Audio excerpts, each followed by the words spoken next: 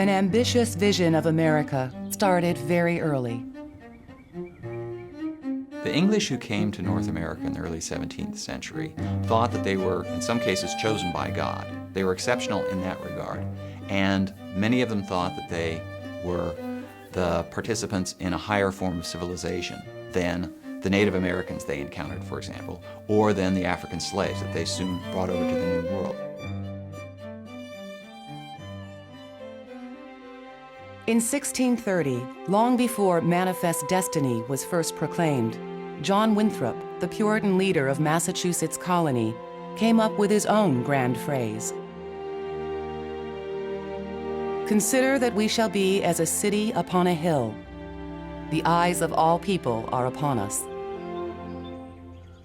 Americans have always felt themselves to be exceptional, and I think Winthrop said this very clearly when he said we were a city on a hill. That is to say, we were above most other civilizations, looking down on them, and we had been put there by what he would call Providence, or God. American exceptionalism would prove to be a hardy and adaptable rationale over time. In the beginning, it bestowed a higher purpose to simple survival and the need for more land for new colonists.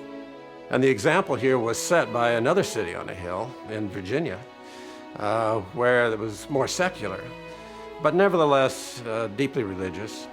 And what they found was that if you moved off the hill and you got into the tidewater of Virginia, you could raise a lot of tobacco. Since it was habit forming, it became very popular and very profitable. And pretty soon, Virginia, like Massachusetts, was moving west at a fairly rapid clip. And at that point, we're embarked on Manifest Destiny. You know, colonial Americans, one of their big beefs with Britain is that Britain is not allowing them to expand into the Ohio River Valley. They believe that that area needs to be prevented from encroachment by American settlers, that it belongs to Indian tribes with whom they have some affiliation.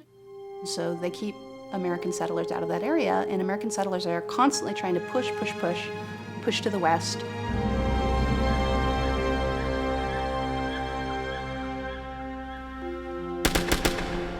When Americans turned to revolution in 1775, land hunger played a role, but their stated reasons were much more lofty, setting a precedent for soaring phrases and ideals that would inspire millions around the world and lay the groundwork for Manifest Destiny.